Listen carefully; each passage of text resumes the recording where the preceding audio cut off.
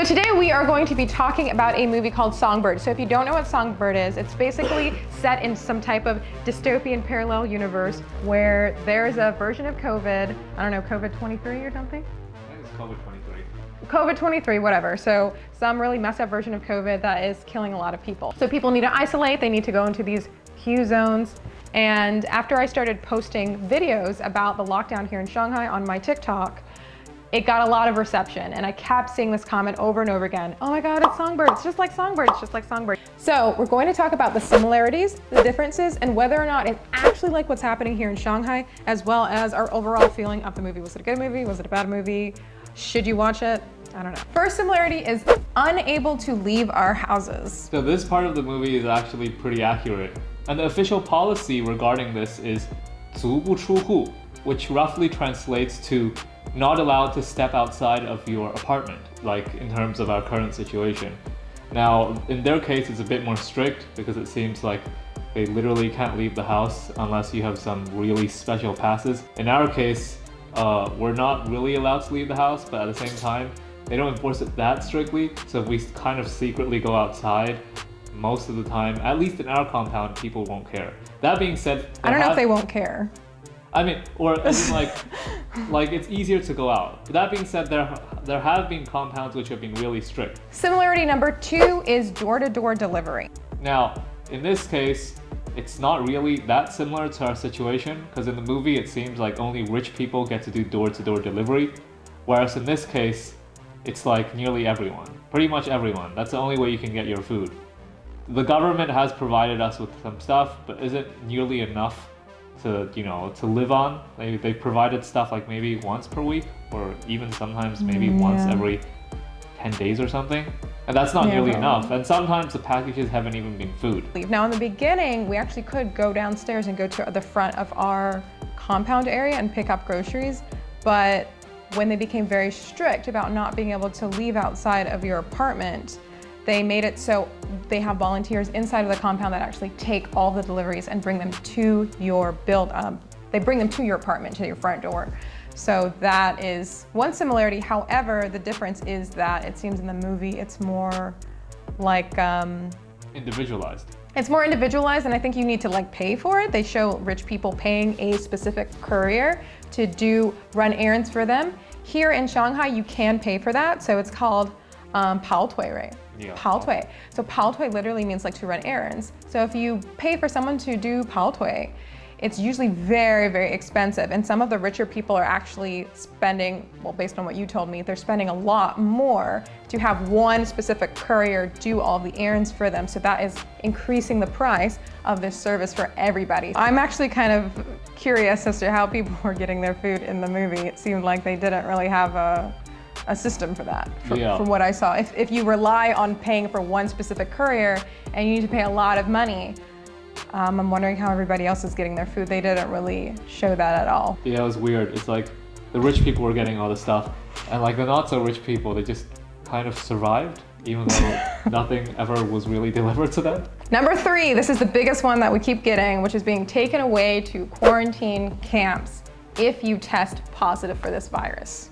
So Terry, explain to me, what is the Q zone in the movie Songbird? Anyone who tests positive, they get taken to the Q zone.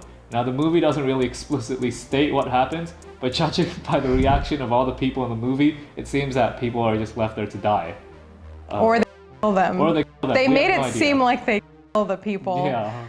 I guess just dispose of them like, viruses that they want to get rid of. Yeah. Now, the similarity here is that people who test positive, they are also taken to the quarantine zone. And well, it's not a quarantine zone. No, not Don't mix the sorry. names. Yeah. Generally here what happens is if you test positive, so I get asked this a lot, if you test positive, you do go to a quarantine center, which is called a fangcang in Chinese. So fangcang is kind of like a makeshift hospital. They call it a hospital, but they don't give you any type of medical treatment. It's really just there to monitor everybody who is there and kind of separate them from the population. Because they take you, whether you are symptomatic or asymptomatic, you still have to go to these quarantine centers. You can leave the centers. I had some people like, are you sure? Have you ever seen people leave? Yes, I've seen people leave. They post it on their Instagram stories like every single day what happened. And you need to get 2 negative tests. So you need to test negative twice, and it needs to be within a 24-hour period. So at that point, you add your name to a list of people who get to go home. That doesn't mean you get to leave immediately, right? They need to fill up this list, probably with enough people, in order to get a bus that will now take them back into town. So the fourth similarity is that we do testing every day. This was actually probably the most accurate part of the movie. Well, I wouldn't say accurate. I think the movie did it better though. Yeah. I think the movie did it better. So if we do it at home, they give us an antigen packet and we just do it at home and just we leave it in a bag outside of our door and they pick it up. So with the nucleic acid test, what happens is generally you all go downstairs and they do it outside because they have like medical professionals or people, healthcare workers that come and actually do the test for you. So there's none of this, you get to stay at home and you just use your phone and scan. I was like, that would be nice if we could just wake up and scan ourselves with our phone instead of having to go downstairs.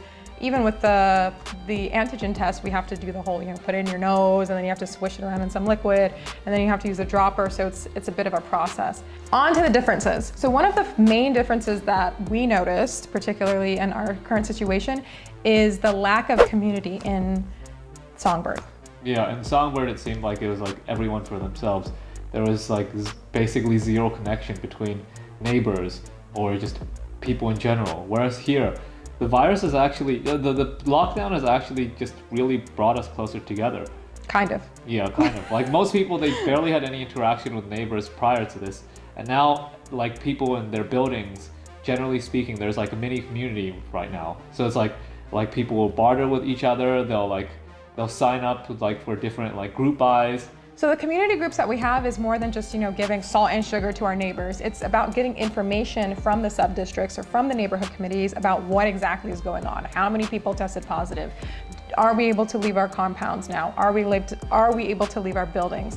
So that's kind of the main point of these community groups. However, it seems like they don't really have much going on. It's kind of had a wild, wild west feel, like I think you said earlier, just sort of whatever, we don't know what's going on. It just seems like people are testing positive and they're just coming and yanking them out of their homes and putting them in these Q zones. But there's really no feeling of connection between the people in their buildings. Even the one building, it seemed like there was nothing, it almost seemed like there was no one in that building. Yeah. Because we kind of just have our attention centered around that one character. And even us here, there are times we haven't left our building for many, many days, but we still have the feeling of a connectedness to everybody else in this building, at least through, these community groups. Yeah. So that was definitely a huge difference. Because in a movie like that, it's kind of very scary to have this feeling of being, dealing with this issue and then feeling very isolated. All right, so the second difference is immunity and immunity passes. So in the movie, if you're immune, you get to have an immunity pass, and then you just get to walk around doing whatever you want. Which didn't really make sense because the movie made it pretty clear that even if you're immune, you can still pass on the virus. That's definitely not the case here. You can't just walk around just because you're immune. Yeah, so there actually were a couple of different passes here. So in the very beginning, the only pass that we know about was called the 通行证. So the 通行证is for your car. It allowed you to, it's kind of like a transportation pass. And so people were having to pay these ridiculous prices in order to get in these cars to leave. Now people kept asking me, are you able to leave? Can you get on a plane and leave? Yes, you could. However, it was very expensive to get these specific cars who have these very specialized passes. On top of that, so there's a 3-tier system. You can leave your apartment, then you can leave your compound. So when you can leave your compound, they give you a pass and they basically kind of stamp it, or not stamp it, but they give you a pass and only one person is able to leave at one time and they can kind of walk around. It's mostly for necessities because nothing's open. We've talked to the people who are able to leave. I don't know if you've talked to the people who've left. Have they said anything interesting? They just said that everything's closed, basically. They just say that everything's closed, so it's you go out and you can't really do anything. Then the third difference is that it seemed like there wasn't really a plan to get rid of COVID or anything. It just seems that it was really lawless. They're just doing things for the sake of doing things.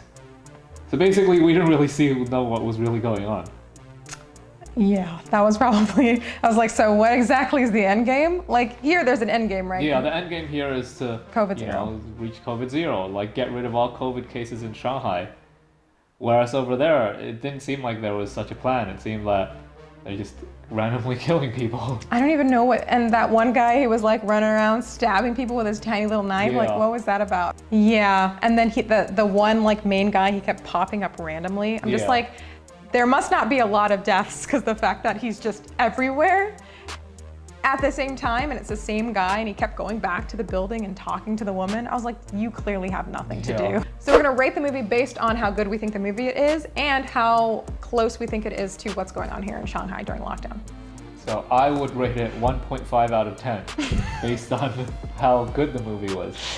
Now, it was just terrible all around. There was barely any content.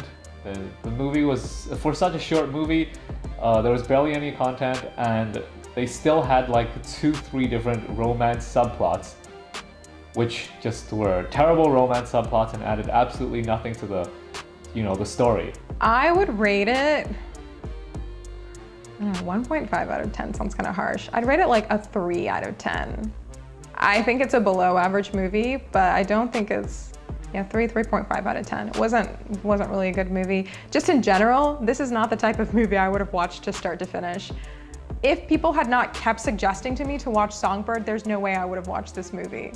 I mean, it was entertaining because of how bad it was, but if I'm rating it on how good the movie was, it's a pretty terrible movie. No, even with it not being, I don't know, even with it being like hilarious in some regards, I still wouldn't really watch it because the romance subplots were really boring and I kept wanting to know like what is the Q zone? Like I was waiting for like the really scary parts of the movie to come in and it was just not scary at all. A lot of it was just kind of boring. And I was, honestly for me, I was more interested about like the logistics, how everything worked. What is the system like? What happens in these Q zones? What is the end goal? I was kind of like, I wanted more. There was like no substance. It was there's close to zero substance. They barely went into the logistics. Yeah, like I got to the end and I was like, so we don't get to know what happens to the Q zones? Like, they seem to make this whole thing about like being terrified of going to the Q zone and then we don't even get to go inside and see what happens. So I don't know, I guess that was an example of them trying to get your imagination to fill in the blanks to make it more terrifying, but I was kind of not terrified. All right, so 1.5 out of 10, 3, I'll say 3. 3 out of 10. Okay, how about in terms of how close it is to what is happening here in Shanghai? Maybe like a 2 out of 10. There were some aspects which kind of mimicked what's going on here, beyond some really surface level stuff, which didn't really imitate like what's going on over here that well. There's like no similarities and just, it didn't make any sense. The logistics of the movie, I really wanted to see like how it would work, but none of it made any sense. So for example, they never talked about how, the lower class or middle class people would get along. And on top of that, it's like, considering how much they talked about the Q zone, you think that they would have lots of footage available. It didn't make any sense. It seemed like a very apocalyptic type of movie where there's no, like the general apocalyptic type films where you don't really have a sense of what's going on, what happened before, what is supposed to happen. It's just like everything's just whatever. So that's not what's going on here. It's not lawless. I mean, there are issues, of course, because of people not implementing certain policies. But in general, there is kind of, a structure. So what would you rate the movie based on realism? How similar it is to Shanghai? Like 1 out of 10? What'd you say, 2 out of 10? I said 2 out of 10. Yeah, I'd say like 1 out of 10. Because the thing is, the similarities are so surface. It's like, you can literally say any movie is like another movie based on surface stuff. Like Christmas movies, for example. Oh, there's a Christmas tree, there's a Santa Claus. But here it's just like, okay, we have quarantine centers, but it's like the underlying fear that people keep having, saying, oh my God, this is just like Songbird. And I'm like, it's not like Songbird. I mean, there's some similarities, but that's pretty much where they end. Yeah. That's it, I would say. Yeah. Well, thanks for watching this video. Papi says to like and subscribe. Subscribe if you liked it. Comment below if you think it was like Songbird or not, especially if you live here in Shanghai. Thanks for watching. Let's say bye. Bye-bye. Bye.